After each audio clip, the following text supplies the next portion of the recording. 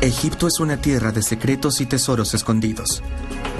Los egiptólogos aún intentan desentrañar sus misterios. ¿Quién es el desconocido enterrado junto a los cuerpos de los más grandes faraones egipcios? Su rostro contraído parece que grita. ¿Era el deshonrado hijo de un faraón? ¿Un príncipe extranjero? ¿Podrá la investigación forense actual identificar la momia conocida como la momia que grita?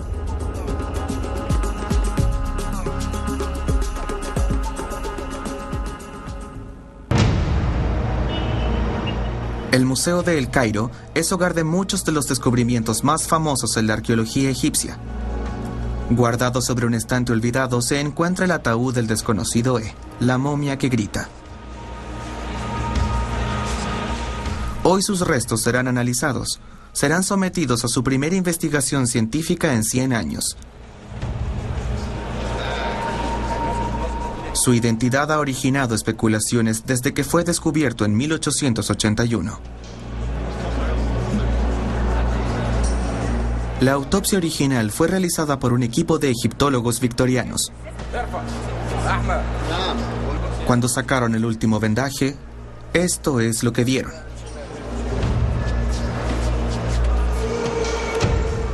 Generaciones de eruditos han intentado explicar qué le pasó a este individuo. ¿Por qué su rostro se inmortalizó en pleno grito? Ahora un nuevo equipo de científicos probará suerte. El Dr. Zahi Hawass es el arqueólogo más experimentado de Egipto. Por primera vez fue autorizado para realizarle una tomografía a la momia. Esta momia estaba en el Museo de El Cairo esperando que alguien revelara su misterio. Para mí era algo muy importante ser parte de esta investigación y averiguar quién es ese hombre. Al ver bajo la piel de la momia, el escáner podría revelar quién fue y cómo murió. Los datos después son entregados a Caroline Wilkinson, una antropóloga facial. Trabajará con un modelo virtual en 3 dimensiones del cráneo para recrear cómo era su rostro mientras estaba vivo. El objetivo es comparar lo que revelen los procedimientos actuales con las teorías que se han planteado en 120 años de especulación. Durante este tiempo, poco se ha conseguido al buscar nuevas evidencias. El primer examen científico ocurrió en 1886. Todo lo que se sabe de la momia que grita surgió de esa investigación. Fue realizada por un equipo de 3 personas. Gastón Maspero, jefe del servicio de antigüedades, un físico llamado Fouquet y un químico llamado Mathy. El egiptólogo Dylan Birkestaff ha estudiado su trabajo. Le ha fascinado este caso por más de 10 años. Fouquet y Maspero habían examinado momias antes y sabían cuál era su apariencia en circunstancias normales. Fue la primera vez que veían una como la del desconocido Esto fue lo primero que les sorprendió. Su boca abierta, ojos cerrados, las fosas anchas, parecía gritar. Había un horrible olor en la habitación mientras presenciaban esa agonizante expresión. Nunca habíamos visto una momia sufriendo así. Miren su cara, pasó algo anormal. Este museo ubicado en Luxor se dedica a la momificación, un proceso que los egipcios convirtieron en un arte con el paso de los siglos. El desconocido es diferente, en gran parte por cómo fue momificado, y quizás aquí encontremos algunas respuestas.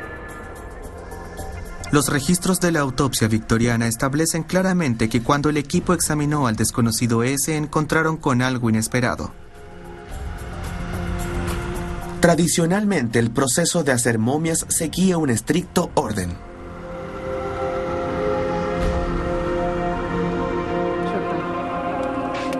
Esta es la herramienta más importante en la momificación. Lo introducías por el orificio nasal, removiendo el cerebro hasta romper su consistencia y licuarlo.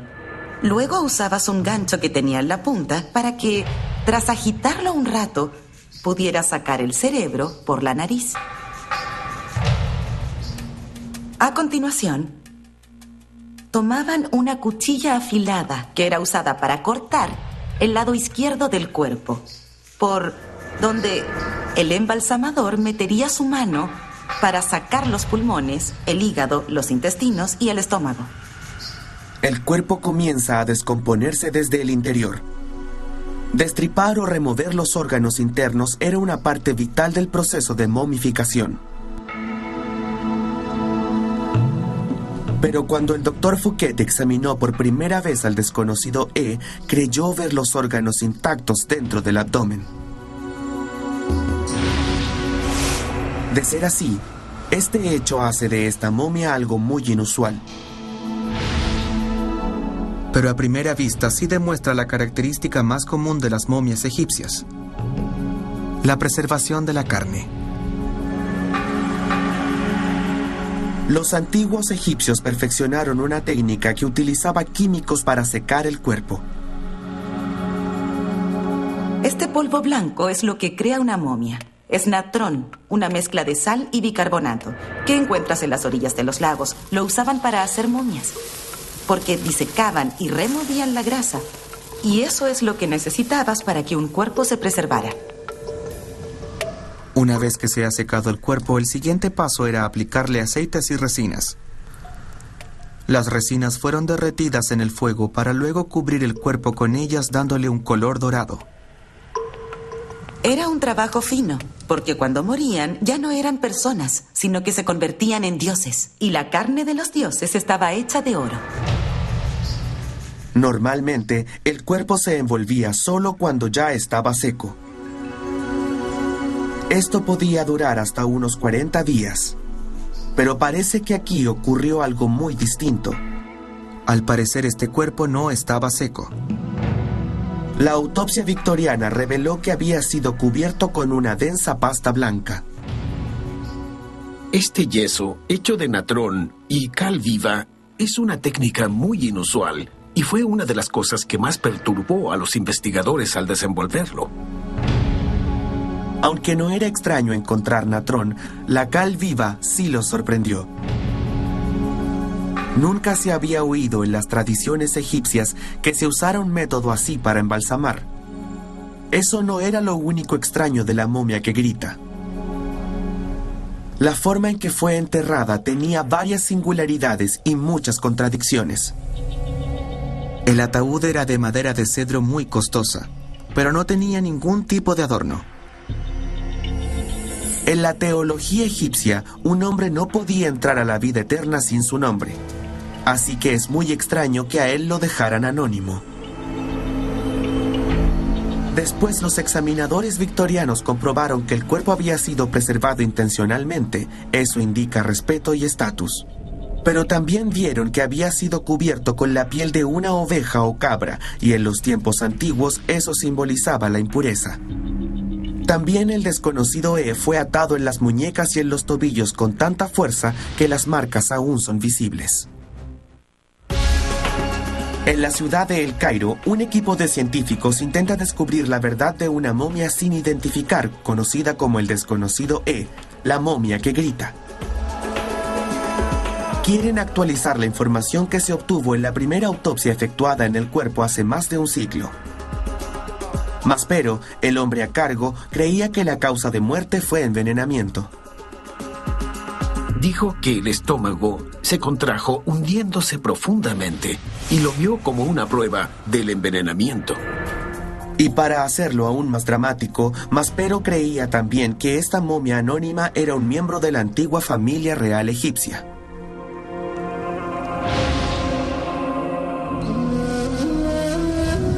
Esta teoría proviene de un asombroso hallazgo a unos 500 kilómetros al sur de El Cairo, en un lugar conocido como Deir el-Bahari.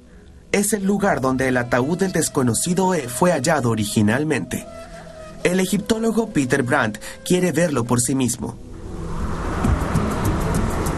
En este aislado lugar, un agujero vertical cuya entrada está escondida lleva a uno de los mayores descubrimientos en la historia de la egiptología. A pesar de su importancia, no es un lugar visitado por turistas. Está sellado por una pared de ladrillos. El ducto mide unos 14 metros.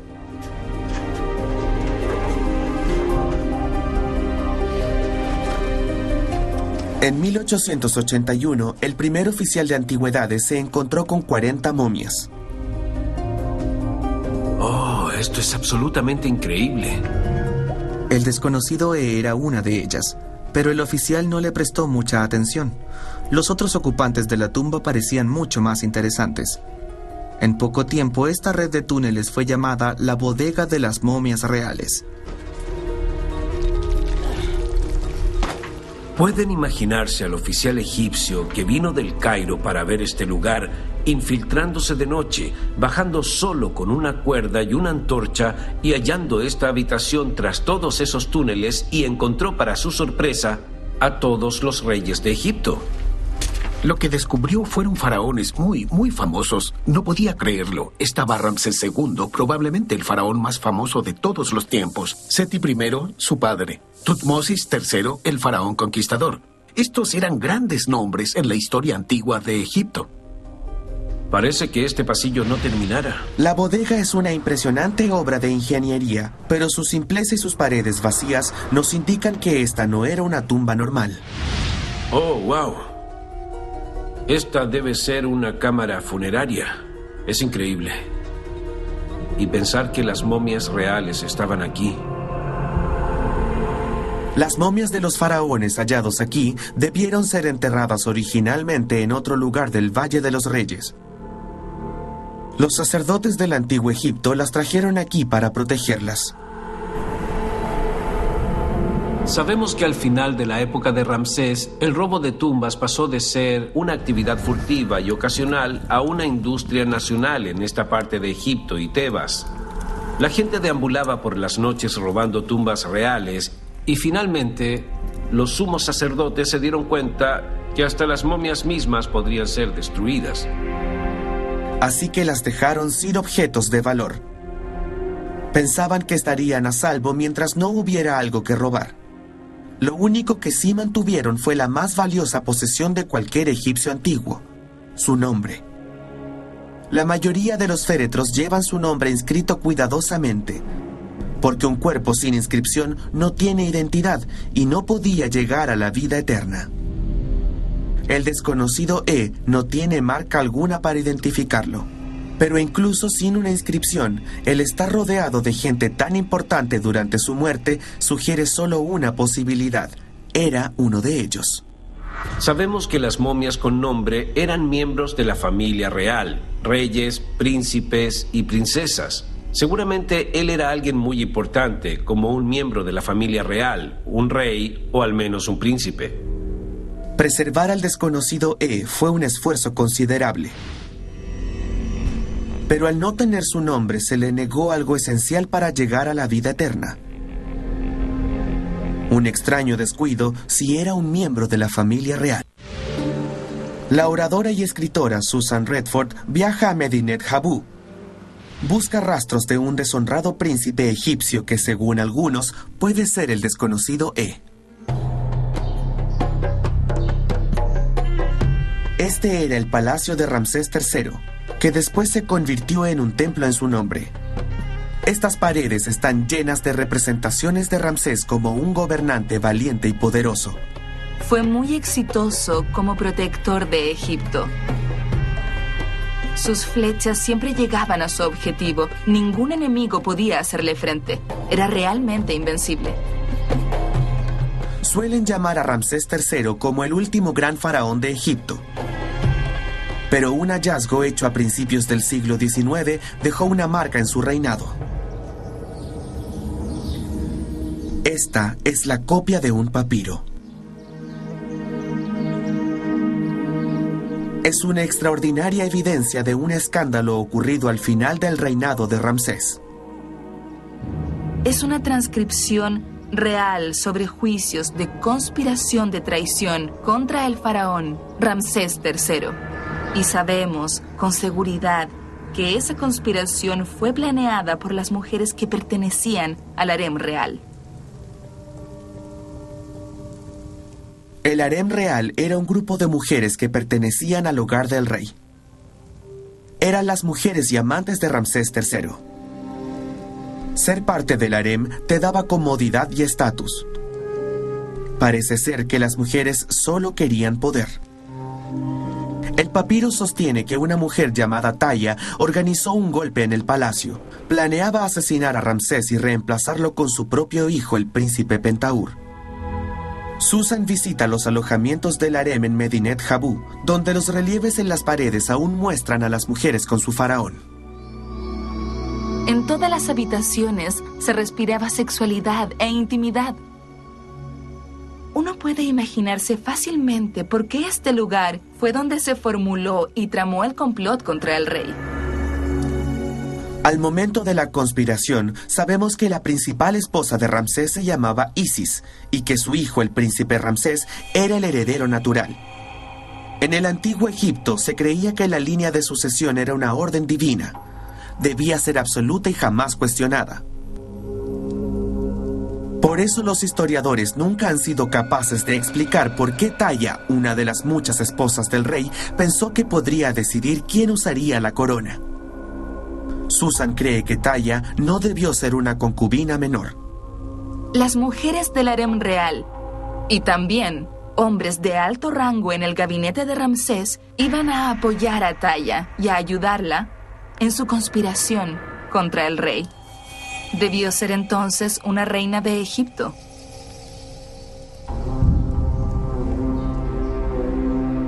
Susan cree que si Taya confiaba que la gente aceptaría a su hijo como gobernante, debía tener algún derecho legítimo a la corona. Hay un contexto que tendría sentido. Tienes una reina principal, cuyo nombre es Taya. Es reemplazada por una mujer más joven llamada Isis, y así nace una amarga rivalidad. Aunque la teoría tiene sentido, el papiro es la única evidencia que nombra a Pentaur, pero no menciona su rango. Sin embargo, Susan cree que los historiadores pasaron por alto otras pistas sobre el estatus de Pentaur. Aquí, en las paredes de una pequeña capilla, hay un relieve intrigante. Lo que tenemos aquí son 2 hileras de príncipes, llevando ofrendas a su padre Ramsés III, sentado a la derecha. Los príncipes aparecen en orden de jerarquía, con los hijos más jóvenes del rey atrás y los 2 mayores al frente. Hay títulos militares de alto rango asociados a estas 2 personas que confirman su estatus como hijos mayores. El príncipe de abajo es llamado el Gran Supervisor del Ejército, que es un título equivalente al heredero natural, el siguiente en línea. Así podemos identificar a esta persona como el príncipe heredero Ramsés. Sin embargo, la figura de arriba es equivalente en jerarquía con el príncipe mismo, con título de Gran Príncipe y comandante de los soldados de élite. Los 2 príncipes que están más cerca del rey fueron representados como iguales. La norma en el antiguo Egipto era dejar clara la jerarquía, tener un heredero indiscutido designado. Pero al designarlos como iguales, también se convirtieron en rivales. El príncipe Ramsés se convirtió en faraón. El nombre y los títulos de la persona de arriba no han sido encontrados en ningún otro lugar. Entonces nos preguntamos, ¿quién es este príncipe? Creo que solo puede ser el deshonrado Pentaur. Se sabe que Ramsés ya había muerto cuando ocurrieron los juicios. El papiro no dice si los conspiradores lograron matar al faraón, pero solo por planearlo ya habían cometido alta traición.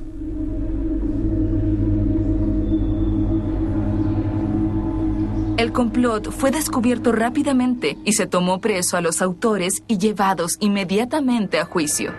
Fueron procesados ante 12 jueces, encontrados culpables y luego ejecutados. Lo importante es que, de acuerdo al papiro, Pentaur pudo evitar ese destino. Quizás en respeto a su sangre real, le permitieron cometer suicidio.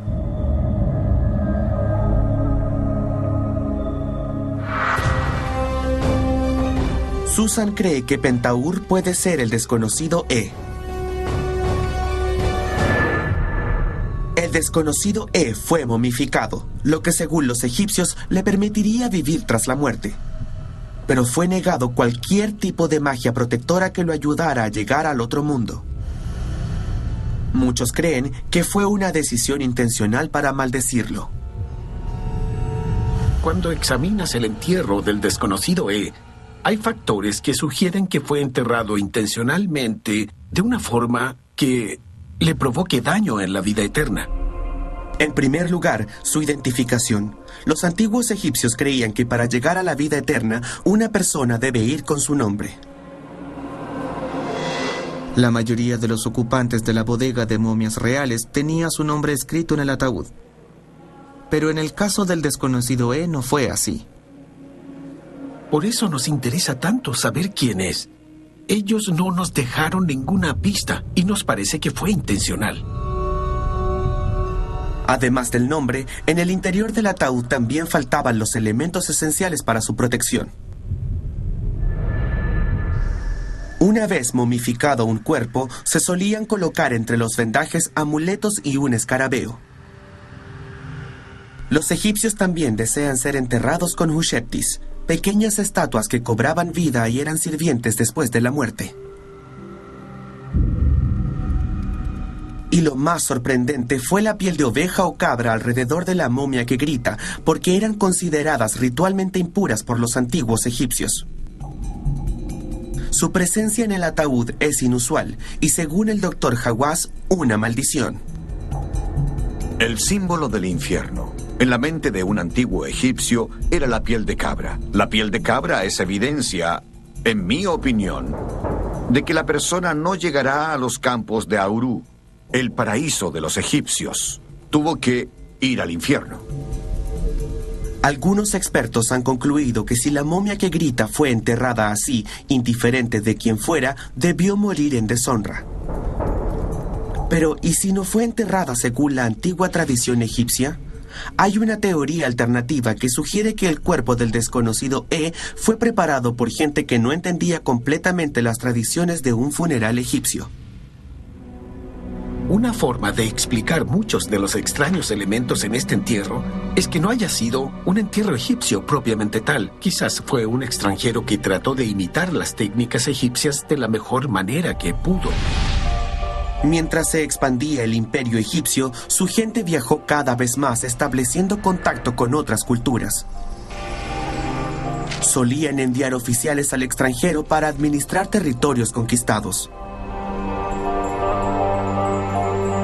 Cuando Fouquet y Maspero examinaron esta momia por primera vez, les sorprendieron algunos aspectos de la momia, como la posición, la falta de nombre, etc. Pero había otros aspectos que sugieren riqueza y rango. Por ejemplo, tenía, en esa época, pendientes de oro. Y en su ataúd había báculos o bastones que probablemente representaban su cargo. Tendría sentido que fuera alguien con el rango suficiente para trabajar en un gobierno extranjero. Eso podría explicar por qué la momia que grita fue enterrada en una piel de oveja o cabra. Aunque era un sacrilegio para los egipcios, se sabe que era común en otras sociedades. Esta losa de piedra caliza está inscrita con un antiguo texto egipcio llamado la Historia de Sinué. Es el relato de un egipcio que recibe una carta del faraón en la que le ordena regresar a Egipto para evitar morir en el extranjero y ser enterrado en piel de oveja. Quizás el cuerpo de la momia que grita fue preparado de esa forma porque murió en otro lugar y fue embalsamado según las costumbres locales. La piel de animal no es la única anomalía. Cuando desenvolvieron al desconocido E, estaba cubierto con una pasta hecha de cal viva. Algo que nunca se ha visto en ninguna otra momia egipcia. Pareciera ser el trabajo de alguien que no era egipcio. En la autopsia original victoriana, los examinadores vieron otra anomalía. Además, esta pasta absorbió la humedad del aire en la habitación y los investigadores vieron cómo se expandía ante sus ojos. Fue horrible. El que se expandiera planteó una pregunta. Debió haber suficiente agua en el cuerpo para sellar la pasta. Entonces, ¿cómo podría aún absorber la humedad del aire 3000 años después? La única explicación lógica es que antes de ser embalsamado, el desconocido E ya se había secado parcialmente. Los antiguos egipcios usaban esta técnica solo siglos antes. Se parece a los entierros previos a la dinastía, donde el cuerpo era metido en la arena para secarlo. Los métodos egipcios de momificación evolucionaron con el tiempo y se volvieron muy avanzados. Pero los primeros intentos exitosos de preservar la carne fueron simples, tan simples como enterrar un cuerpo en la arena. Con sus orígenes en el año 1300 a.C., se cree que esta es la momia más antigua que se ha descubierto en Egipto. Se secó de una forma rudimentaria pero muy efectiva. Tras unos 10 años, la arena habría absorbido la humedad del cuerpo. Si el desconocido E murió en el extranjero, quizás los lugareños mantuvieron su cuerpo en arena para preservarlo temporalmente. Pareciera que fue secado tosca e inmediatamente, antes de que los embalsamadores pudieran encargarse de él. Eso podría haber sucedido si murió lejos de casa. La teoría de que la momia que grita fuera un egipcio viviendo en el extranjero es atractiva, pero sigue siendo una especulación.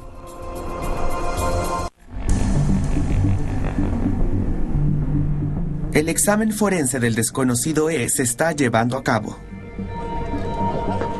La momia fue sacada de un rincón olvidado en el Museo de El Cairo y luego de 100 años vuelve a ser el centro de atención. El núcleo de la investigación es una tomografía.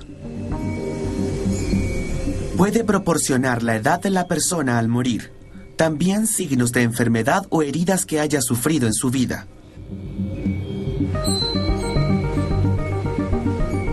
La tomografía es una forma de obtener la mayor cantidad de información posible del desconocido E.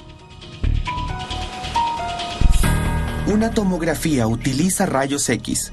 Captura más de 1900 imágenes distintas para crear un conjunto de datos. El escáner demora solo minutos, pero el análisis de los datos puede tomar días. Lo que el Dr. Hawass y su equipo esperan es una pista, alguna evidencia concreta que al fin le dé un nombre al desconocido E. Es la primera vez que se ocupará un tomógrafo en el desconocido. ¿Podrá el tomógrafo revelar la magia tras este hombre? Los datos del escáner pueden ser utilizados y transformados en una imagen perfecta en 3 dimensiones. Les permitirá a los expertos hacer algo que hasta hace poco sería imposible sin diseccionar y dañar la momia. Verán dentro de su cuerpo. Aunque el escáner no nos revelará el nombre de esta momia, los datos le permitirán al equipo reconstruir su rostro.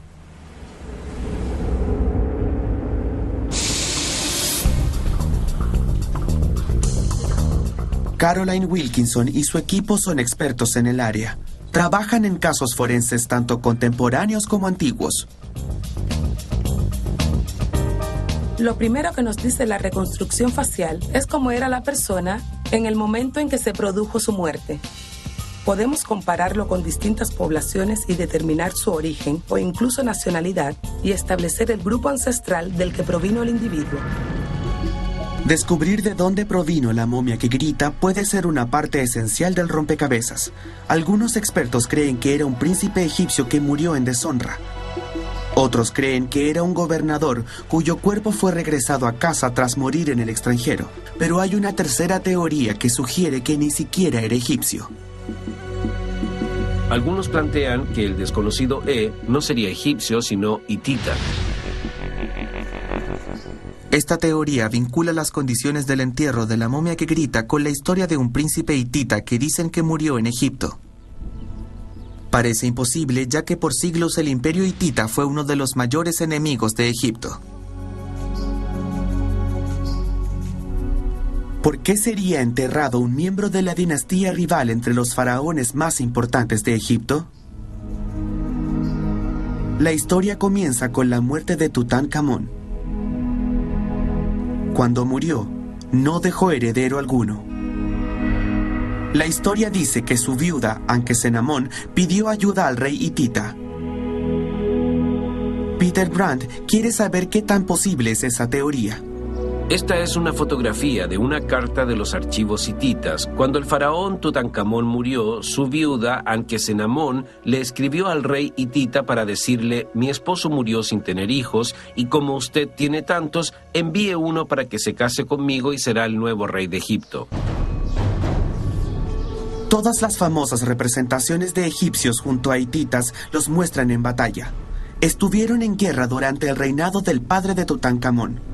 Debido a esa historia, parece extraño que Ankesenamón pidiera un esposo de la corte hitita.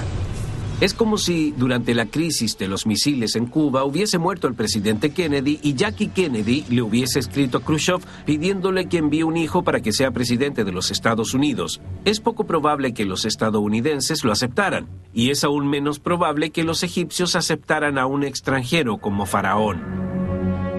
La carta dice que el rey hitita envió un representante para verificar las intenciones de Ankesenamón. Cuando regresó, trajo otra carta que insistía que la petición de la reina era cierta. Al parecer, la segunda carta convenció al rey hitita, así que envió a uno de sus hijos, un hombre llamado Sanansa, esperando que así terminara la guerra entre Egipto y los hititas y llegara la paz y la alianza permanente. Pero Sanansa nunca pudo casarse con Ankesenamón. Los registros dicen que murió antes de llegar a la corte real egipcia, en Tebas. Claramente los hititas creyeron que Sanansa fue asesinado, pero claramente es posible que muriera por otra razón, como una plaga que estaba arrasando en esa época hacia el este, o en un accidente, o hasta por ser atacados por bandidos. La historia dice que el enfurecido rey, cuando sufría por su hijo, ordenó atacar inmediatamente a Egipto. En ese momento, cualquier esperanza de paz entre las dos naciones desapareció. Lo natural es que, si ese príncipe murió al llegar a Egipto, no pudiera ser devuelto a su hogar porque los hititas y egipcios estaban en guerra. No estamos seguros de quién relacionó por primera vez al desconocido con la historia del príncipe hitita. Aunque la teoría puede calzar con los hechos, parece un poco improbable. ¿Hay alguna evidencia física que relacione esa historia con el desconocido Los datos de la tomografía fueron utilizados para reconstruir un modelo en 3 dimensiones muy preciso de su cráneo.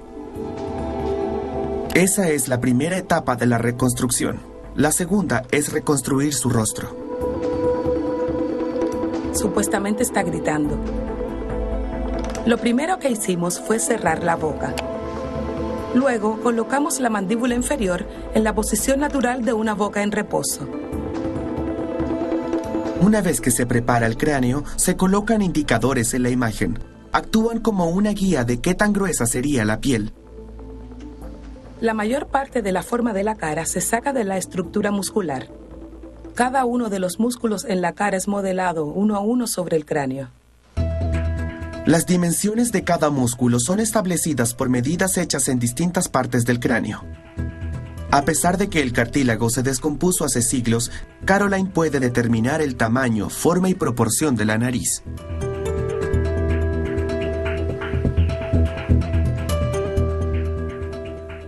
La última parte de la reconstrucción es colocar la capa de piel sobre la estructura muscular. El color de la piel y otros detalles aún deben ser agregados. Pero esta es una imagen del rostro del desconocido En la forma de su cabeza, Caroline ve evidencias que reducen las posibilidades de quién pudo ser. Reconstrucciones anteriores han mostrado que los cráneos de los antiguos egipcios comparten algunas características. Tienen formas y proporciones similares, y Caroline también las ve en este cráneo. Lo más llamativo de la momia que grita son las largas proporciones de su cara. Hay una gran distancia entre su nariz y su boca y entre su boca y el mentón. Y eso es algo que he visto en otras momias. También la distancia entre la frente y la nuca. Solemos ver una hendidura en la parte superior del cráneo llamada la depresión postpragmática. Otra característica en común es que es difícil asignarles una etnia. Tienen características de la población negra africana y también de una población que se asocia usualmente a los europeos. No veo nada en este cráneo que sugiera que no es egipcio. Caroline, basada en sus 15 años de experiencia, cree que el cráneo pertenece a un antiguo egipcio. De tener razón, es posible descartar la teoría de que el desconocido E era un príncipe hitita. La momia del desconocido E está siendo sometida a exámenes forenses, con la esperanza de aprender más de quién era y cómo murió.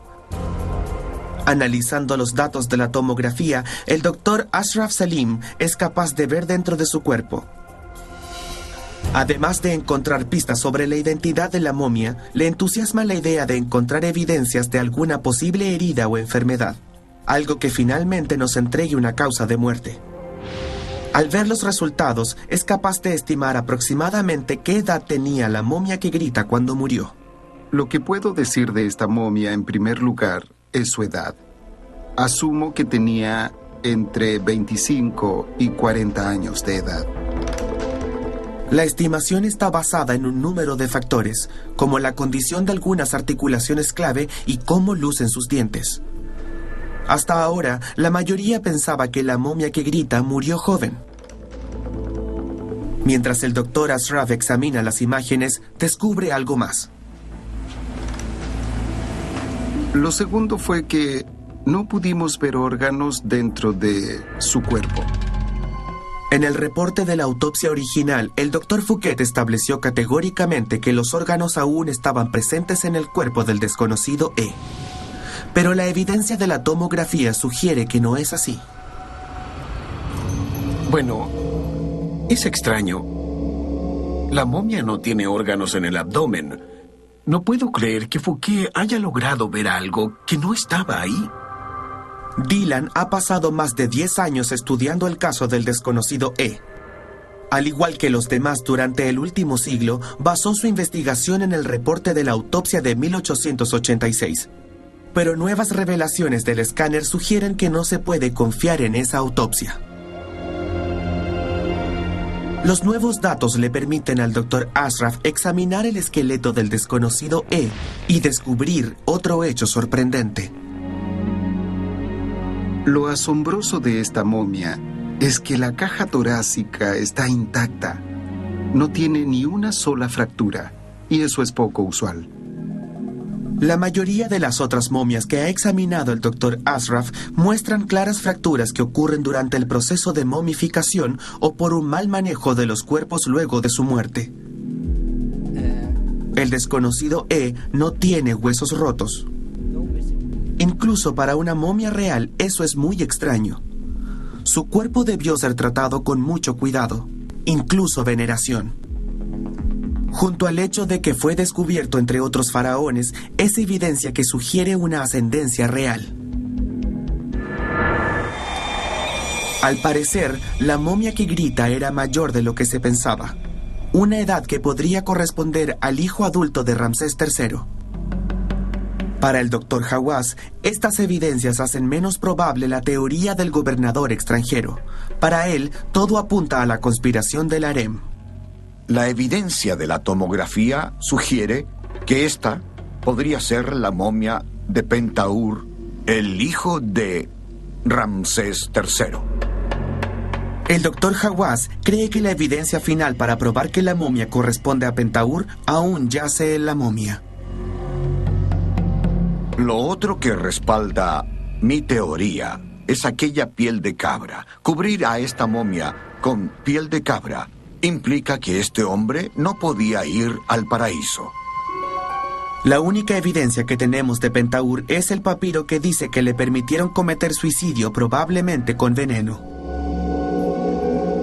La ausencia de los órganos de la momia que grita hizo imposible examinarlos, pero ¿podrían los resultados de la tomografía entregar otra probable causa de muerte? No encontré ninguna otra causa de muerte en la momia. No hay evidencias de enfermedades o dolencias. No hay signos de una muerte traumática o violenta. Tampoco hay nada que contradiga la noción de que murió envenenado. La teoría del Dr. Hawass se basa en evidencia circunstancial, pero sí concuerda con algunos de los hechos descubiertos aquí. La parte final de la investigación es estudiar el cráneo del desconocido E.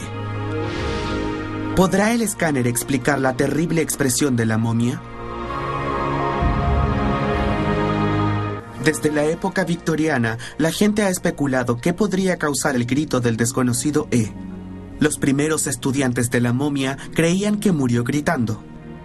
Más adelante, los académicos pensaron que era el resultado de una mala momificación y de una reacomodación de los tejidos faciales durante siglos.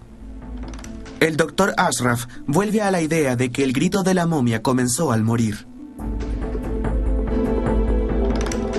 Cuando encontramos una momia con una boca semiabierta, significa que la momia murió mientras su boca estaba abierta de esa forma, y a nadie le interesó o nadie estuvo ahí para cerrarla, por lo que quedó en la misma posición cuando murió. Pero al examinar la cabeza, el Dr. Ashraf nota un área gris en las imágenes del escáner. Esto indica que hay materia cerebral dentro del cráneo. Revisa los delicados huesos nasales y descubre que no están quebrados. No veo ninguna fractura en absoluto en el cráneo de esta momia. La momificación en Egipto evolucionó durante 3000 años. Pero solo alrededor del año 1200 a.C. comenzaron a extraer los cerebros. Normalmente lo hacían fracturando el cráneo y retirándolo por la cavidad nasal. Ramsés III murió cerca del año 1155 a.C., por lo que si el desconocido E era su hijo, su cerebro debió ser extraído durante la momificación. La teoría de que la momia que grita es Pentaur no es precisa. Aún hay piezas que no encajan. Aún hay cosas extrañas. Respondimos preguntas y demostramos que algunas cosas no eran tan complejas como se creía, pero otras resultaron ser aún más extrañas. Hay aspectos del entierro del desconocido E que continúan pidiendo una explicación. Para llegar a la vida eterna, la identidad de un hombre debía continuar en este mundo. Si aquellos que lo enterraron querían maldecirlo, esos intentos fueron en cierta forma frustrados. Podemos devolverle al menos una parte de su identidad. No podemos devolverle su nombre, tampoco la prueba concluyente de que él sea Pentaur, pero sí pudimos restaurar su rostro. Los antropólogos forenses han recreado su cráneo. Los músculos individuales fueron regresados a su sitio. Su piel ha sido restaurada. Este es el rostro del desconocido E. El rostro de la momia que grita. Estoy seguro que, al menos tras esta investigación, este hombre desconocido ya no lo será nunca más.